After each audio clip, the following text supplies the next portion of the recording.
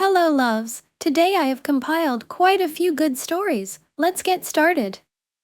Story: WIBTA for thinking my girlfriend blames her ADHD for everything, and it is starting to affect our relationship.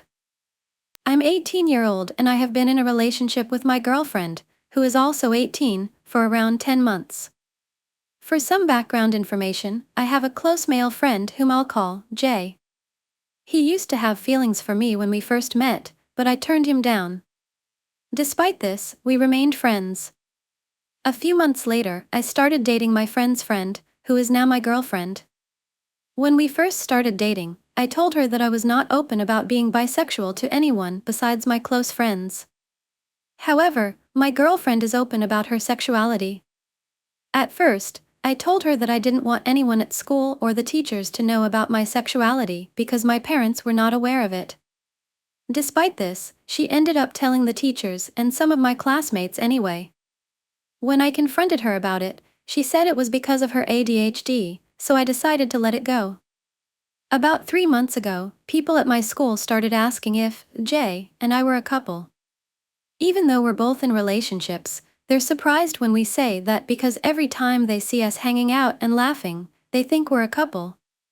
My girlfriend keeps bringing up how people in our grade think Jay and I should date, and it's starting to get on my nerves. I always assure her that nothing will happen between Jay and me because we don't have feelings for each other. I always make sure to tell her I love her, but she keeps talking about it, and it's starting to bother me. Because it's all she ever talks about. But I tell her the same thing every time, that I do not have feelings for him but only her. My girlfriend seems more interested in my body than in who I am. She often makes sexual comments about my body, and when I ask her to stop, she continues. When I talk to her about this behavior, she blames it on her attention deficit hyperactivity disorder. Additionally, when she gets jealous of me spending time with my close friend, Jay, she becomes physically aggressive with me or him and demands that he move away from me. Even when he complies and sits somewhere away from her, she still insists that he move. When I ask her about this, because he is both of our friends, she causes a scene in class or calls out to the teacher until my friend leaves to find another seat all the way in the back of class. Once, when I was joking about making out, she said that we really should because we haven't, and she called me boring. I felt pressured to do it with her even though I didn't want to because I didn't want to be seen as boring. And when summer started, she never texted me anymore, and when she did, she asked me for nude pictures of myself. I told her no multiple times until I said I was uncomfortable with it. After that, she texted me a couple of times and then just stopped. She hasn't texted me since.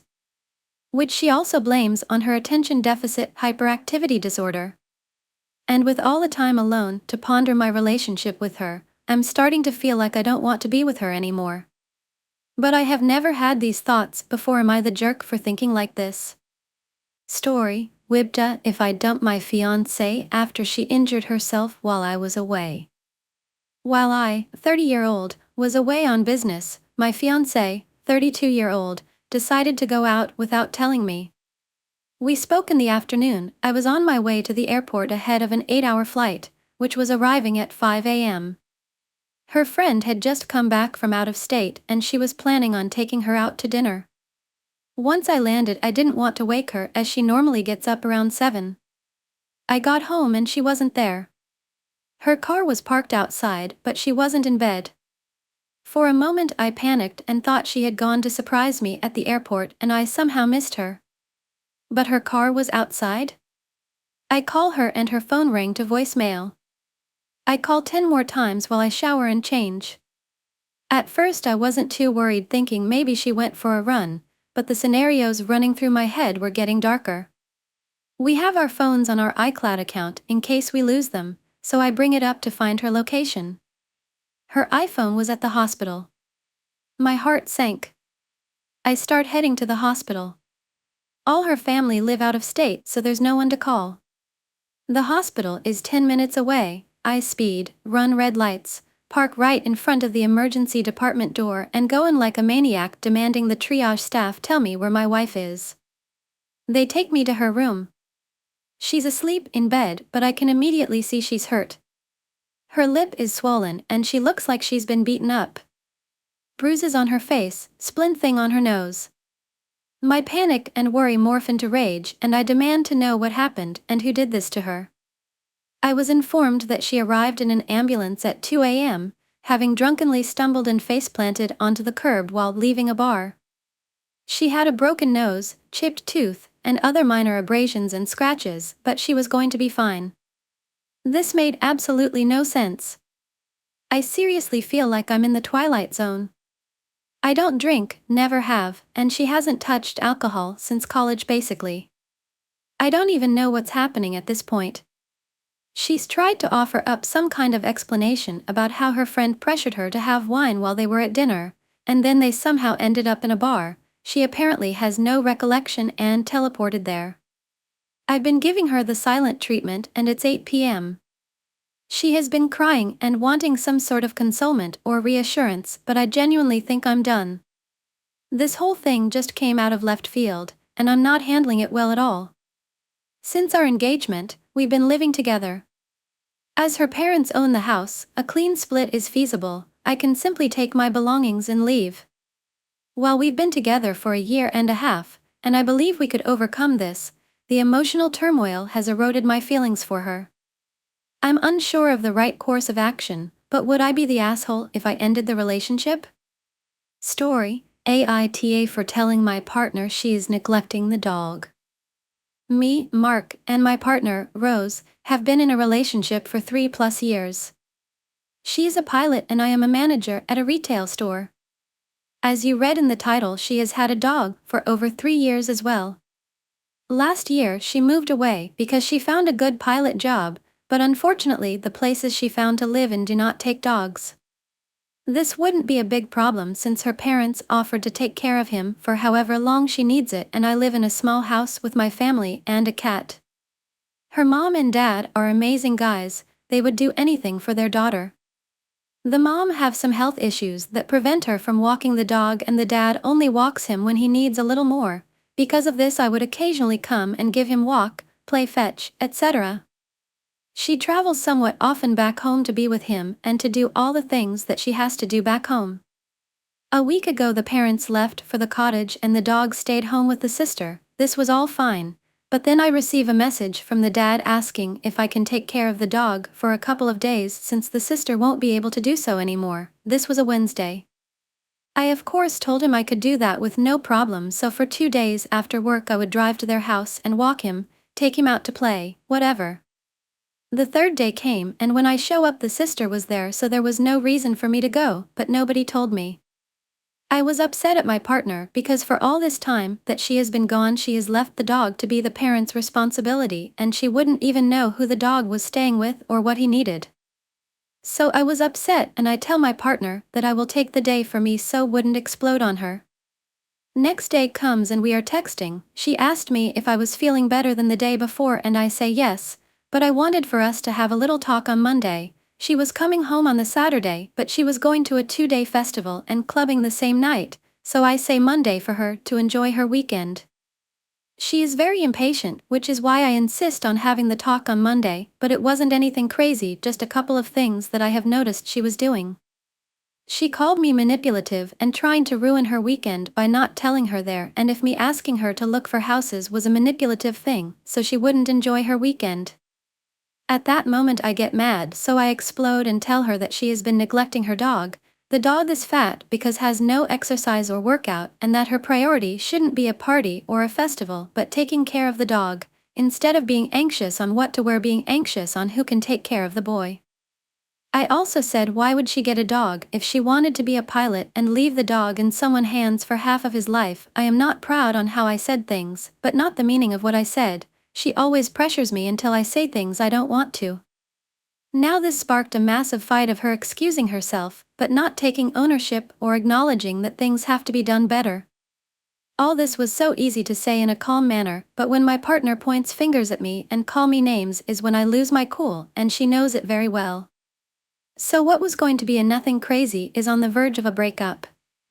Story: partner's relationship with my parents. My partner and I have been together for 6 years.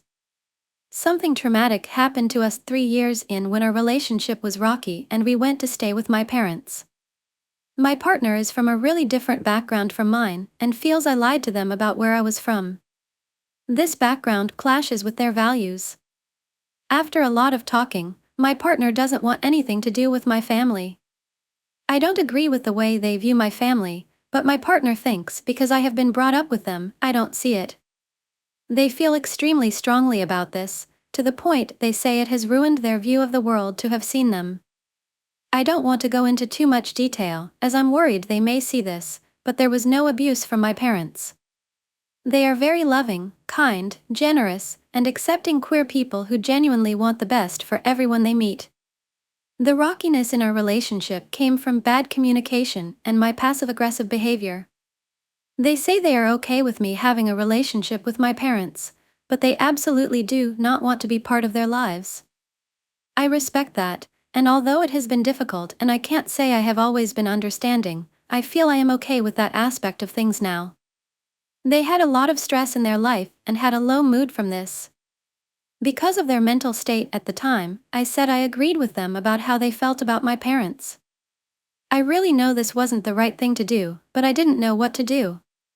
They were suicidal and would not speak to anyone, including their friends, a counselor, a priest, or an anonymous helpline. I felt stuck and I know it wasn't right. Now they are doing much better. I have kept in touch with my parents through text, but they think we broke up and that I am just living on my own, getting on with things. My partner wants a future together, and really, despite the shitty things before, it is everything that I thought I wanted. The problem I have now is that I genuinely don't know how our situation is going to work long term. I think in the heat of it all, I thought I could just keep these parts of my life separate, and I was happy to accept that. I feel sad that I don't see my family as much, and when I said I wanted to see my mom, my partner was so distressed by it that they said they would go to a hotel to stay because they didn't know how they were going to face me when I came back. They also wanted us to spend Christmas apart and alone because I would likely be phoning them. I should add that it isn't just a problem with my family, as they are fine with other members and actually really like them. It is my parents specifically. Things at the moment between us are far better, and they seem to be in a much better place mentally, and some of the previous stressful situations have improved. However, I feel like I am going to ruin things by bringing this topic up. Also, I have done the wrong thing because I have, in a way, enabled them to think that way about my family, who love me very much. I feel like a terrible daughter, and if anything, the whole situation has made me feel a stronger love for my parents, and I feel even more in disagreement with how my partner feels. I know this sounds crazy, and to be honest, it has been awful, but I genuinely didn't know what to do.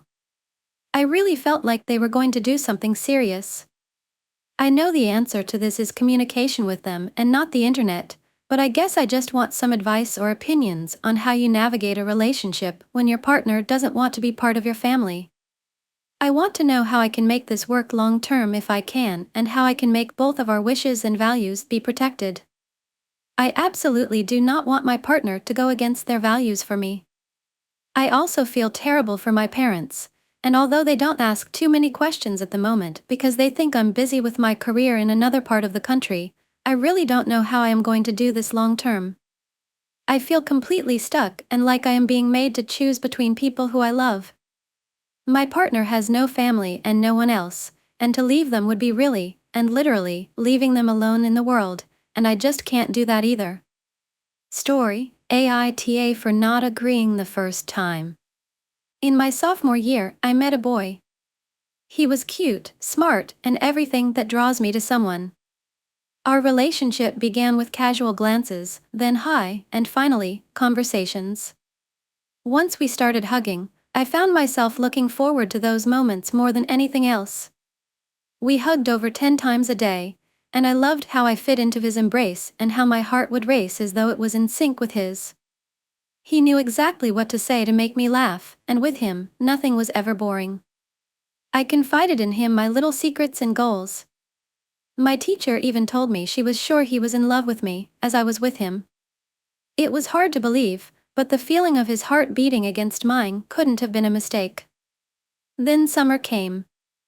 We parted ways as two kids who could possibly be in love. I had fears he didn't like me, but I wasn't sure.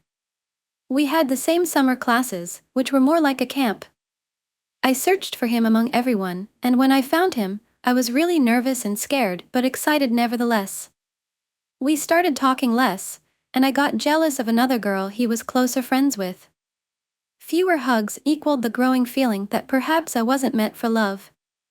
My friend, classmate, told her other friend about my crush, which ended up being that friend, let's call him Jasper, telling the guy I liked, let's call him Liam, about my feelings.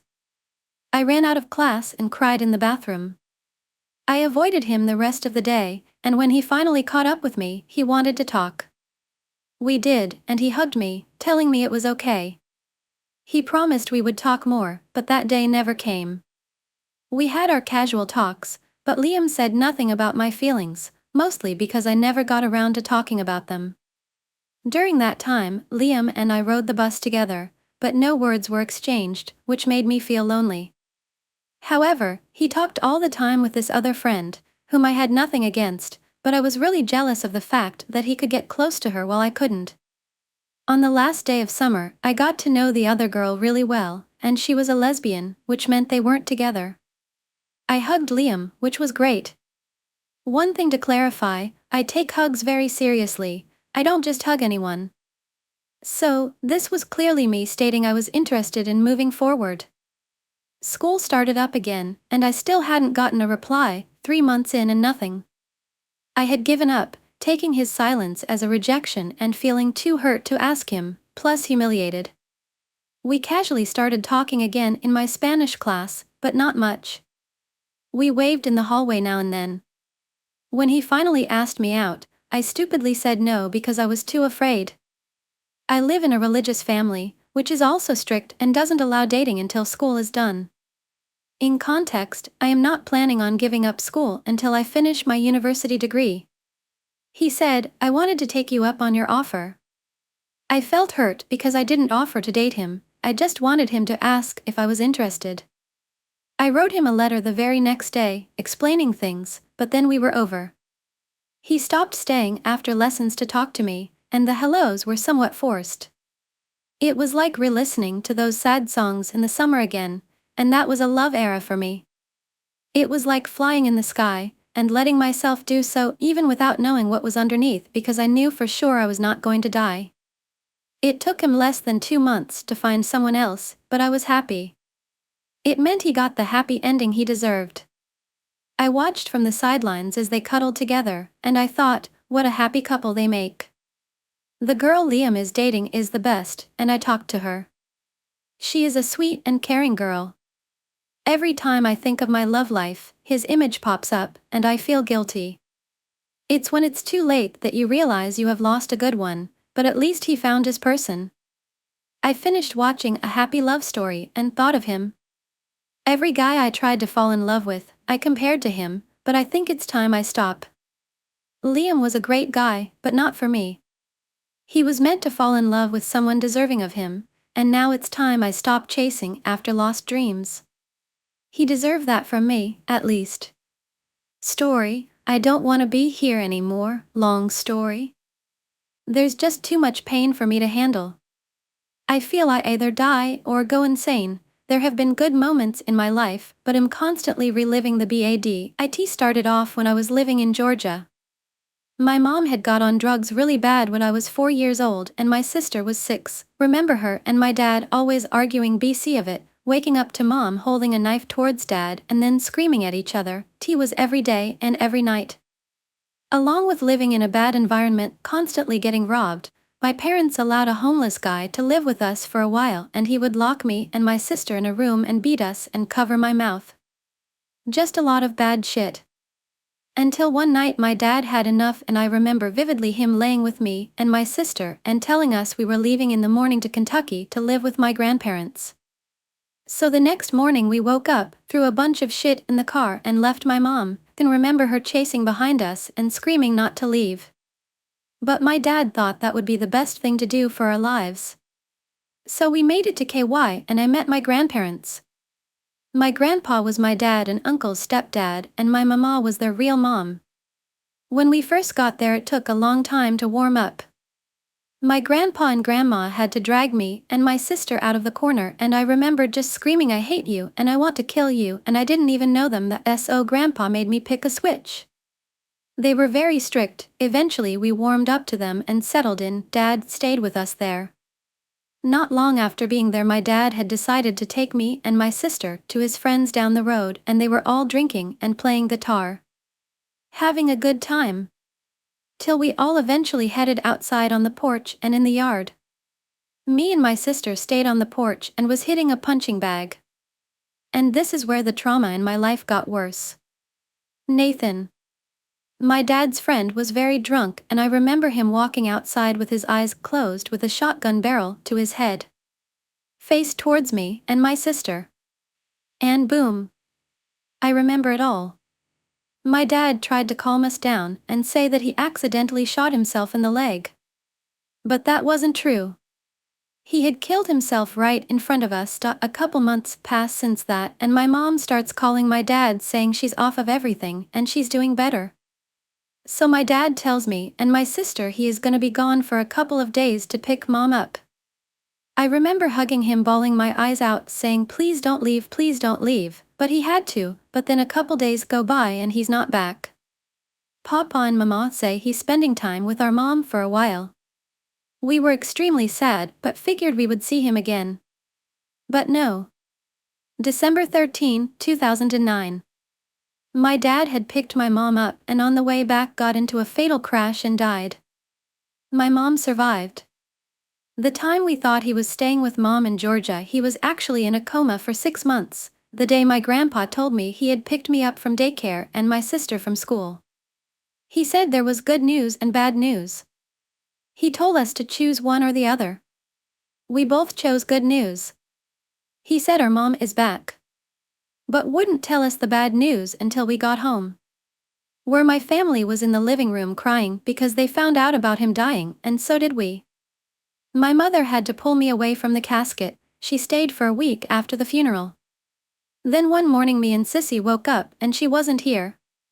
She had abandoned us without even saying goodbye. So now my mom is back in Georgia, on drugs, even worse, and me and my sister are living with my grandparents.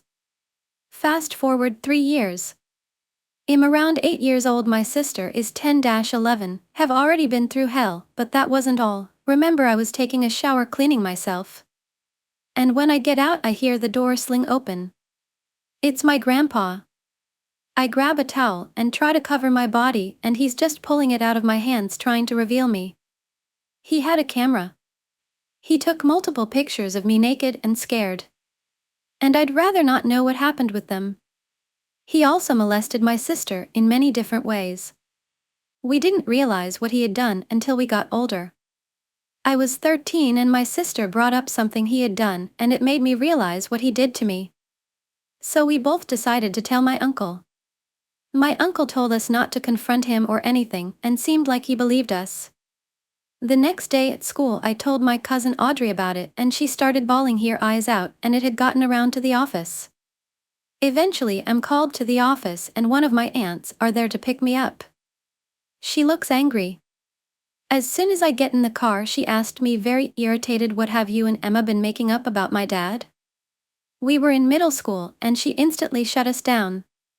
My grandpa called us crazy. The family believed it and sent my sister off to an institution, and when she got back my grandpa had molested her again, and I backed down completely and said it was all a lie on my part because I thought they wouldn't love me anymore and I wouldn't have a family, and why grandma had cancer during this time and died in 2013.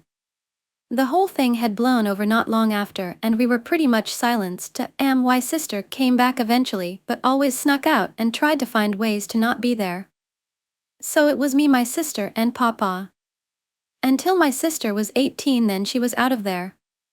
So it was just me and my grandpa, and my mind had completely tuned out everything, I guess for the best, to keep my sanity and not kill him. Stayed with him as his health got worse and he had gotten dementia and his liver was failing.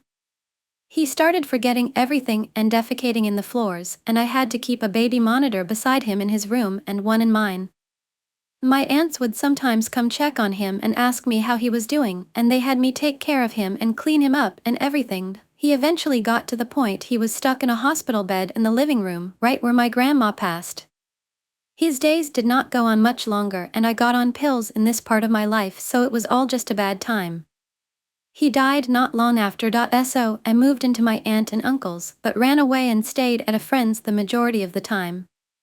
Sissy had her own place now and gave birth to my nephew a couple years later. I was 17 ATM. My mind was and is now in a darker place. I don't talk to any of my aunts and uncles anymore because of our past. I am now 20 and 4 months ago my biggest nightmare became a reality. March 25th my sister is struck by a truck right down the road from her house and died from the impact. She was texting me 3 days before on how she doesn't want to be here anymore. And it was just a couple weeks after she had my other nephew. She was 22 years old and suffered most of those years from the things we witnessed together. My best friend and only person who could completely understand me. She got hit in the middle of the day, and it hasn't been announced if it was an accident or not yet. The people left are the ones who silenced us and our mom who abandoned us. Which I just recently moved her down here because she doesn't have a car and she's addicted pretty bad. It sucks that after all these years she can be here after my sister dies, but I'm still the one that had to bring her here or it wouldn't have happened. I have chosen to forgive her even though it's hard. But everyone in my blood seems to get taken away tragically. My full-blood aunt was also hit by a car in Georgia, and I fear death is coming after me next. So while I'm here I want to be the bigger person before I go. I think of suicide a lot and it has gotten worse. But I am getting into psychiatric care here soon and I hope that might help. Either way I'm going insane and wish that me and my sister could have at least had a chance and wasn't mentally messed up from the start. I'm trying not to bring destruction all around me from being so broken. I know it's a lot to read, but I wanted to be heard from somewhere. If anybody has any advice for me, please let me know. Story: AITA for breaking up with my BF before college. Me and my boyfriend have been dating for 2 years on and off. We met sophomore year but started dating junior year and we have broken up about 15 times since then. It's senior year and we literally just got back together after we took a short break because of an argument that developed from me just voicing my concerns about his friendship with another girl. I am not the kind of girl who is totally against my boyfriend having a girl BF, cause I have guys who I consider close friends. My only issue was that the girl, let's call her Sally, was actually into my BF, let's call him Josh. Apparently, since freshman year Sally and Josh have been really good friends, but they never dated. After Josh and I started dating I realized how close Sally and him truly are. They go everywhere together and at first I thought they were sister and brother, but nope. Anyway, I won't go into too much detail, but I wanted to go out with Josh because YK, he's my freaking boyfriend, and I just wanted it to be us because I haven't seen him in a while as a result of me preparing for college. He agreed to pick me up from my house and we would go out to lunch. By 12 p.m. he was at my house and I was heading towards the front passenger seat when the window rolled down and fucking Sally told me to go to the back. Josh never said anything about Sally coming with us, so I was shocked. Al asked her why she was here and she told me Josh called right after we got off the phone and asked if she wanted to come. He didn't even run it by me because he knew I would have said no. I told her I'm not getting in the back because this is my BF's car and usually the girlfriend would sit in the front. Josh told me to get in the back and that it wasn't a big deal. After a while I gave in cause Sally clearly wasn't moving. For the next 2 hours I felt like I was interrupting a date between Sally and Josh. When we were going home Josh dropped off Sally first and came inside the house with me cause he clearly just wanted to have S3X. I basically told him no and that I'm really mad that he invited Sally because I just wanted it to be us. I then told him that I feel like I'm not his GF and Sally is and that he should just be with her and not me because they clearly both a thing for each other and I'm tired of acting like I don't see it. He basically shut down everything I said and told me him and Sally were just friends. I told him that we should just end this because I don't have the emotional strength to deal with this anymore. We're both going to college soon and I just feel like he was going to cheat on me or break up with me then. He called me a selfish TCH and told me that he was hurt that L even thought of him like that. But I still believe what I was thinking in that moment. Story, if I take my inheritance and leave my husband and stepson. I've been with 48 years old my husband for 13 years. We have 4 kids. 2 are his from his first marriage, 19 years old and 16 years old. I have one 14 years old son from a previous relationship and we share one 8 years old daughter. The 16 and 14-year-old live with their other parent in Ontario. Up until 2 years ago, I was the breadwinner. I still make decent money from my e-commerce business, but now my husband makes good money too. 2 years ago we moved for work. Nothing was available in our small town. However, over the last year or two my husband and 19 years old son have really changed. They were both once very liberal-leaning and now have both come out as staunch conservatives. My stepson is basically an involuntary celibate. My love for my husband died in the moment he told me they would be voting conservative. I cannot fathom loving or being intimate with a man that doesn't view his wife or daughters as equals. I've tried explaining to him the implications of voting conservative in Canada and how his daughters could very well lose access to abortion and bodily autonomy, birth control. He says I'm stupid and gullible and am just falling for liberal propaganda. I've asked if we could go to couples therapy. But he's made it clear he won't go to therapy, and he won't talk about it reasonably. He either explodes calling me all sorts of names, or gives me the silent treatment for days. For the last few years I've talked non-stop about getting my dual citizenship and moving to Italy, my homeland, to be with family when my mom dies. She has terminal cancer. I'm an only child and my mother kept me from my Italian family, so I've always felt homesick for a place I've never been. Unfortunately, my husband has always been against it, but I have hoped that with time he might come around. My mom is dying, and I know I'll be soon getting an inheritance. As sad as I am for her passing, in some ways I'm grateful because it will give me the resources I need to leave and rebuild. In my province in Canada, inheritances are protected and not seen as family property. I checked with 3 lawyers so my husband wouldn't be entitled to it. Our daughter is 8. But is learning Italian and loves the idea of living on a farm in Italy with her Italian family and dozens of cousins, the kind of family and support we don't have here. I don't know what I would do if he said she couldn't come. I've been her primary caregiver since birth, but she is very close with her father. I've been in contact with the Italian family for a few years and they have said they would love for us to come to Italy. Side note, I have my heart set on Italy for many reasons, one of them being access to abortion healthcare. It doesn't appear to be up for debate or at risk of being lost like in Canada and the US. This is important to me because when I was 18 my firstborn died in utero. I was sent home to wait for labor. Labor never came and I went septic and required abortion care to live. I cannot imagine living somewhere that abortion care isn't healthcare. Husband, stepson have came out as staunch conservatives after 13 years. Not open to discussing or changing.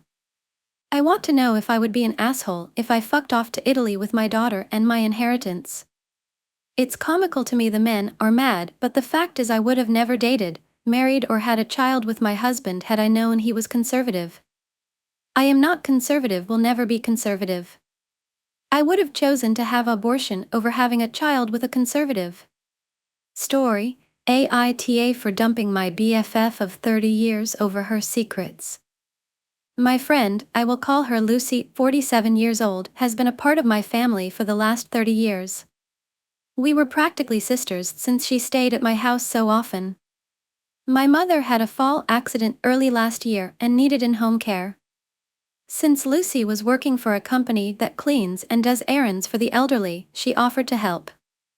It was a perfect opportunity to have someone involved that I trust since I live 3 hours away. 4 months went by and things were going well, but Mom had another minor fall. Lucy called me about a week after that to tell me she couldn't work at my mom's anymore, and asked me if I thought my brother would have had anything to do with my mom falling. I of course wanted to know what would make her think that, and she had no reason. After that part of our talk, she also had some juicy gossip, which included a bit about my brother being caught by his wife looking at some pictures of and talking to another woman. This was accompanied by the usual "don't tell him I told you about it" as any of her gossip does. My mom and brother live next to each other at this point. I never gave it a second thought after our conversation other than why did I need to know about that? Flash forward and now 9 months have gone by since this with no other mention of it. I'm now planning my trip to visit. Texting with Lucy about when/where we are going to meet and making plans for at least 2 weeks together. We usually meet at my mom's, but this time she can't make it there and doesn't want me to come to her house either. She tells me she's going to need to meet with me before I see my family because she has something to tell me before I find out anyway. Odd, but okay. I'm not one for suspense, so I start asking questions like any good curious best friend. She tried to make it into a joke first, then admitted to being the one who had sent the dirty pictures to my brother, and that was why she had to stop working at my mom's house. I was initially just grossed out and thought it was hilarious, because my brother has a history of sleeping with all of my close friends. It didn't bother me at first. I made fun of her and tried to change the subject, but then she told me she still has all of his text messages, and she only did it because she wants to leave her husband. This is nothing new from her. Her husband drinks heavily and is 25 years her elder. We exchanged a few more texts before she had to go to bed, not wanting to talk about it anymore, and I started to process everything she had said. The next day I wasn't feeling cool about being her friend so much anymore. My sister-in-law is very new to the family, and I advocated pretty hard to get Lucy to be the one who was working for my mother. I told her I didn't think it was right that she called me 9 months ago to lie to me about something I never needed to know in the first place. She said it wasn't a lie, and if I needed someone to blame her and not my brother. I asked her if she had apologized to his wife, or told her husband, and that was when her communication with me stopped. We had originally planned to meet a few days ago, and one of the last things she said to me was "see you on Monday." But of course she didn't show up, and she won't answer me. I posted some petty memes about people who lie to their friends. I asked her if we could agree to disagree about it being a lie, but got no answer, and I'm pretty sure she assumes that I am super angry about this. I am really just over the whole thing. Because we are in our 40s, and in the last 15 years she has only bothered to drive to my house once and always insists that I keep her secrets. She always has to go for a secret walk with me, leaving our husbands behind so she can tell me about her last marital indiscretion. She has cheated on her husband with at least 2 of his sons, and I can't even remember everything she's told me about, but there were other men and other weirdly uncomfortable things to keep secret. I just can't keep pretending like I'm okay to be friends with someone who is 46, and still treats her own family like that. Treated my family like that. She claims that she felt very guilty and wasn't thinking about hurting anyone, but she kept the texts like some kind of home-wrecking trophy, and I don't think I can let that go. Story: AITA for asking my ex-fiancé to prove she wasn't cheating. My ex-fiancé is Ashley, 20 years old, and I am 25 years old, met online in January of 2024 and proceeded to talk for about a month before finally meeting in person. During the time we had been talking, she told me she was looking for a man who would treat her right and was not an abuser or a user. She told me she was in previous relationships with other guys who hurt her physically and emotionally. Little backstory about me: I was 24 at the time and was actually never in a relationship before. I was also a virgin. Having been rejected and hurt by women so many times, I started to turn cold inside. Back to the story, we both told the other what we were searching for, and it was actually the same thing. Ashley told me she wanted a relationship where we would communicate our problems and work through them to better grow as a couple. I agreed with her on this. After we had our first meeting in person, we decided to be in a relationship. She promised to never hurt me, and she promised she would never break my heart. For the next 2 months everything was amazing. I was so happy to be around her and text her every morning and night. Those were the highlights of my days. Everything was going well, and she would even come over a couple of weekends and spend them with me. She was even there for my birthday, and I couldn't have been more happy. I got a ring for her and proposed to her after a little over 3 months of dating. Yes, I know, absolutely stupid idea. We had a couple of small arguments but managed to push through it and grew as a couple. She was in a vocational school learning a trade at the time. She injured her leg in a ski trip and had a hard time walking on her foot due to the swelling. I went to the store with her and bought her a foot brace. After a few weeks, the swelling and pain went away and she was recovered.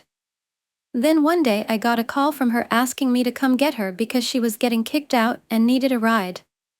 I dropped everything and immediately drove up to her and brought her home. The whole ride she was emotional and I did my best to comfort her and support her. She stayed with me for a week before I took her back to her parents and got her all settled in. Throughout the next weeks she and I stayed in contact and talked every day. We were making plans to get our own apartment and live together. We were even planning on starting a family soon. By the way, Ashley's parents and I had a good relationship. They seen right away the kind and caring young man I was.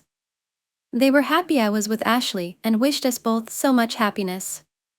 Everything was so great and I was never more happy and couldn't wish for anything else.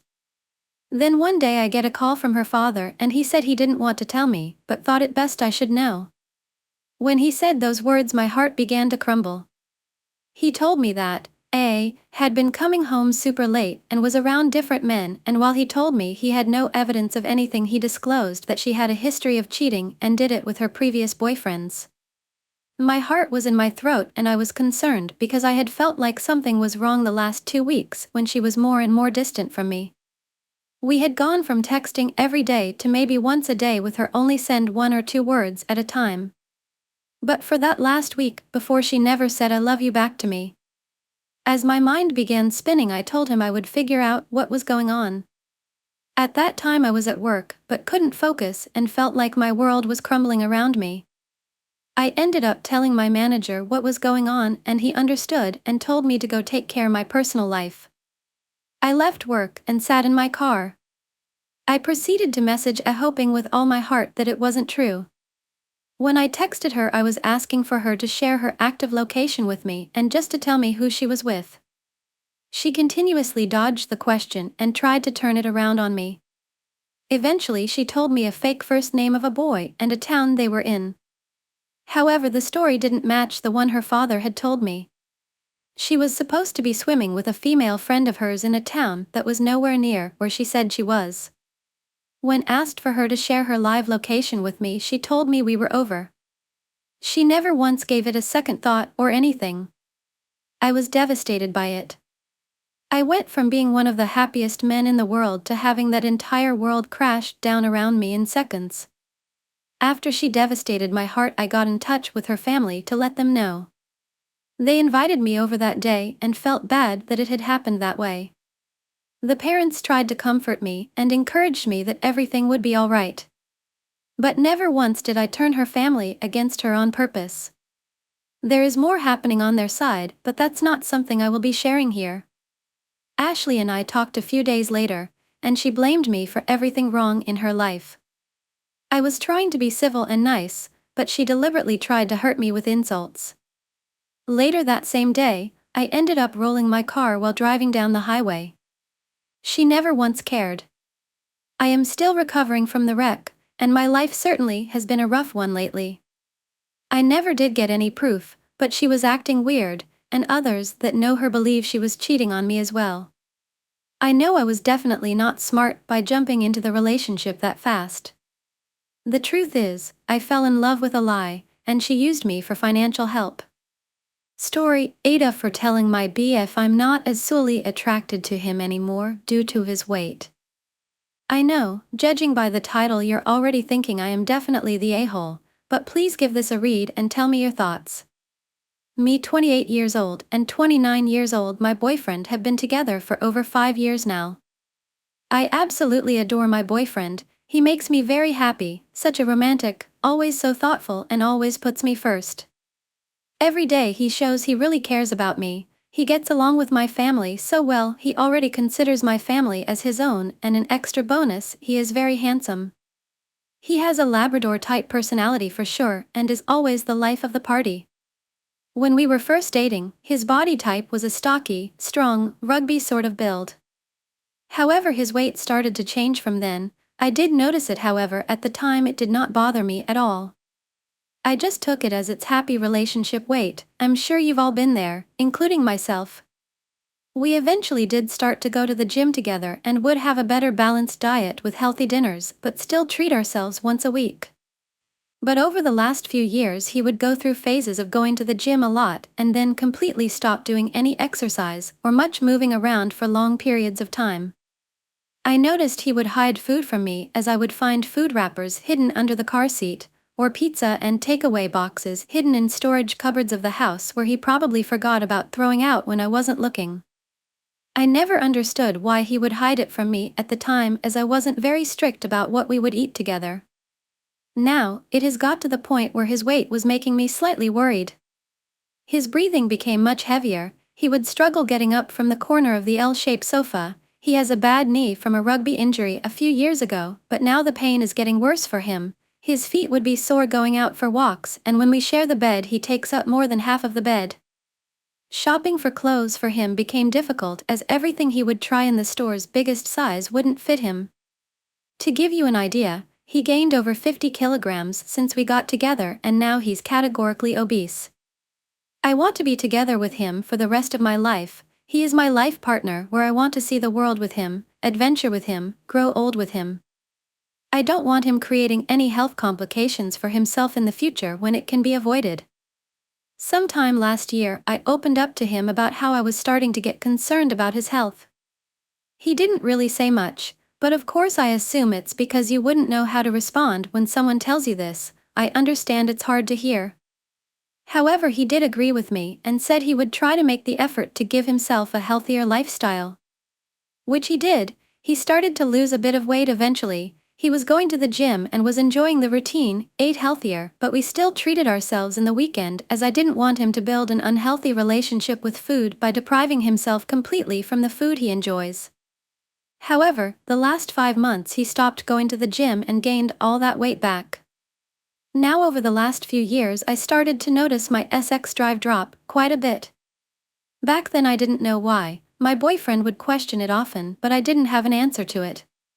The thing is, the low sex drive eventually didn't bother me at all, however I could tell it was bothering him. I love being around him though. I love cuddling and kissing him and being so close to him. Recently I started to realize that maybe it's to do with his weight. I would try ignore it and overlook it, as I didn't want to affect our relationship over this one reason, especially as he is so wonderful. Last night he tried to do the deed with me in bed, but I couldn't get turned on, no matter how much I tried. We stopped as he noticed, and then we went to sleep. I could tell the next day he was a bit upset, so I said let's talk about it. Eventually in the conversation I admitted his weight gain is worrying me, and that may also impact why I'm not as solely attracted to him as I used to. This was very difficult for me to say, and it made me so sad to admit it out loud. But I thought I had to tell him the truth. I know sex is a big part of a relationship, and I am so scared of losing him if he ever considered leaving me because of our low sex life. At the time I thought telling him the truth about it can make him realize that there is some hope to our *X life and it is possible for it to improve. I know he is distraught, but he told me he will make the effort again to lose some weight and create a better lifestyle for him. But I think I completely ruined his confidence, as now he's calling himself fat, disgusting, ugly. This breaks my heart, and I know it's all my fault. I assure him how handsome and amazing he is, but I don't think that's enough. Story: AITA for threatening legal action and going no contact with my best friend over an apartment. On July 9th, I am 23 years old, was supposed to move into an apartment with 23 years old my best friend. My parents were willing to co-sign, but her parents were more hesitant when I began doing research and looking for apartments. After 3 months of planning, her parents decided not to sign the lease 2 days before we were supposed to move in. Their main reason for not wanting us to move into the apartment was because some Mexicans on a balcony looked at her mom when they drove by. Her parents are also very well off and could have very easily afforded to pay 10x the rent if they wanted to, so their reasons for backing out were not financial. My parents, on the other hand, are wonderful, and I recognize the privilege I have when they paid for all of the application fees, $700 in everything that came up for us during the months between applying and our move-in date. After we paid for everything, my parents had to leave their jobs so we could move in with my grandpa, whose health was declining. Neither of them have been getting an income since May and were never very rich. They came into money from a relative who passed in April and spent it on me, and after spending their savings on medical bills and needed renovations to my grandpa's house, they've been struggling financially. I live states away from my friends and my whole life. I also had a job I was supposed to start 3 days after we moved, and I was hoping to give part of that paycheck to my parents. The night her parents canceled, I called my BFF. I told her that my options were to find someone else to co-sign for the same place, or I would be moving forward with finding an apartment by myself. I told her the decision wasn't personal and I would love to live with her, but I needed to move for my job and my mental health. I have depression and have been falling in/out of depressive episodes since living at home with nothing to do and no one to talk to except my parents since December. I also have anxiety that has gotten worse with feeling like I need to start living my life while feeling stuck in the situation I was in. Finding an affordable place is easier for one person, especially BC. She wanted a 2-bedroom for reasons I completely agree with. I was freaked out, panicking, and angry with her/her parents for everything. My toxic trait is that I lash out when I'm angry. I am aware of it, so I was trying to handle everything well. I got frustrated when my BFF kept saying I don't know and wouldn't give me an answer about if she wanted to move in together. I snapped and said that if we didn't get the apartment together, my parents would ask her parents to reimburse them the $700 for application fees and money they spent on a storage unit, moving truck, and a caregiver for my grandpa so both of them could help me move. Also said that my parents might take legal action if they refused. This was mostly true, but it wasn't something I wanted to tell her. BC. I didn't want her to feel like I was pressuring her to say yes to something she might not be comfortable with since she would be going against her parents. I said it purely for the sake of scaring or hurting her, and I know that it was wrong. We hung up after I said that and I still hadn't got an answer. The next day, I texted her to see what she wanted to do. I was still angry with her, but we had fights before and we always worked it out, so I knew it would be fine, but we needed to figure out apartment stuff first since it was so time sensitive. While I waited 2 to 3 hours for her to message me, I figured everything out with the complex, but I needed her agreement by noon so the complex could start the paperwork so we could still move in at the same time. I knew she was at work, but I knew the manager and knew it would be fine if I called. When she answered, I apologized for calling her at work, but I needed her final answer. She, again, didn't give me a straight answer and just kept saying, "I'm at work," over and over again. I told her it was time sensitive and I couldn't wait until she was done at 4 p.m. She eventually told me that she no longer wanted to live with me. BC. I broke her trust by saying her parents needed to reimburse mine for all costs when her parents never agreed to that in the first place. So, it was unfair to expect them to pay for everything even though they were the ones backing out of an agreement that my parents funded for both of us out of good faith. In response, I told her that I didn't fully understand her reasoning and was confused by how asking for reimbursement was breaking her trust. She couldn't answer. So, I told her I was too angry to be able to have this conversation at that time. As I said before, I unreasonably lash out when I'm angry, and sometimes the best thing for me to do is take a step back. I would have been fine if she said no. BC. She couldn't go against her parents, but when she said that, I just felt like she was being selfish and unfair. I asked her not to contact me and that I would reach out to her when I was ready, and I blocked her. I am extremely pissed off at her still and know that if I tried to have a conversation about any of this with her right now and she didn't apologize, I would lose my shit. I feel like all my plans, hopes I had for 6 months were thrown away literally a day before they were going to come true by a person I trusted more than anyone. Some people think I should get over it and hear her side, but I don't think I'm ready to. I love her and I grieve not talking to her, but I'm trying to figure out who I can stay with so I can work, reaching out to people searching for roommates, and I just found out my grandpa is dying and probably won't make it to the end of the week. I know her life isn't the easiest, but it's hard for me not to resent her when I feel like everything is going to shit. She didn't seem to care about my life when we called, so why should I care about her right now when everything feels so unstable? Story, WIBTA for thinking my girlfriend blames her ADHD for everything and it is starting to affect our relationship. I'm 18-year-old and I have been in a relationship with my girlfriend, who is also 18, for around 10 months. For some background information, I have a close male friend whom I'll call Jay. He used to have feelings for me when we first met, but I turned him down. Despite this, we remained friends. A few months later, I started dating my friend's friend, who is now my girlfriend. When we first started dating, I told her that I was not open about being bisexual to anyone besides my close friends. However, my girlfriend is open about her sexuality. At first, I told her that I didn't want anyone at school or the teachers to know about my sexuality because my parents were not aware of it. Despite this, she ended up telling the teachers and some of my classmates anyway. When I confronted her about it, she said it was because of her ADHD, so I decided to let it go. About 3 months ago, people at my school started asking if Jay and I were a couple. Even though we're both in relationships, they're surprised when we say that because every time they see us hanging out and laughing, they think we're a couple. My girlfriend keeps bringing up how people in our grade think Jay and I should date, and it's starting to get on my nerves.